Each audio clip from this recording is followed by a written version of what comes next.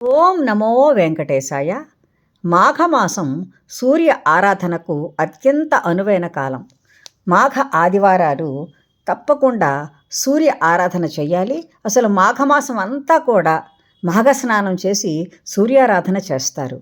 సూర్యభగవానుని ఆరాధిస్తే ఈ జన్మలోనే కాదు, వచ్చే జన్మలో కూడా అన్ని శుభాలు కలుగుతాయని పురాణాలు చెబుతున్నాయి. సూర్యభగవానుని ఆరాధించడం వలన ఆరోగ్యం మన సొంతమవుతుంది. అంతేకాకుండా తేజస్సు, బలం, శక్తి ఇవన్నీ కూడా మనం పొందవచ్చు. కాబట్టి తప్పకుండా సూర్య ఆరాధన చెయ్యాలి. కొంతమంది స్త్రీలు ఆదిత్య హృదయ స్తోత్రం చదవకూడదని చెప్తూ ఉంటారు. అందులో ఏ విధమైన వాస్తవమూ లేదు. కొన్ని పరిస్థితులలో స్త్రీలు ఆదిత్య హృదయ స్తోత్రం చదవకూడదు, కానీ మామూలుగా అయితే చదువుకోవచ్చు.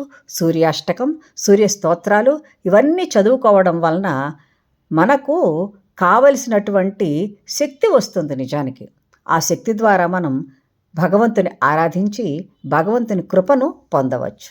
ఈ నెల 25వ తేదీ రథసప్తమి. సూర్యభగవానునికి అత్యంత ప్రీతికరమైన రోజు ఆదివారం. ఆ ఆదివారం నాడే రథసప్తం వస్తుంది. ఆ రథసప్తమి నాడు సూర్యభగవానుని ఆరాధించి సూర్యభగవానుని కృపకు అందరూ పాత్రులవ్వండి.